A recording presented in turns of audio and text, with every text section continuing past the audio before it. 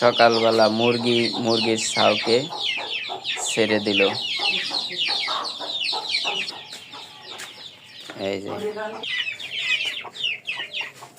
এই দুটো বুড়া, এই যে এইখানেও ডিম পারছে বুড়া মুরগি একটাই। এই যে পোকা জোকা খুঁজে খুঁজে খাচ্ছে। এই যে একটা ছাড়ছে, এইখানে উঠছে। আলহামদুলিল্লাহ।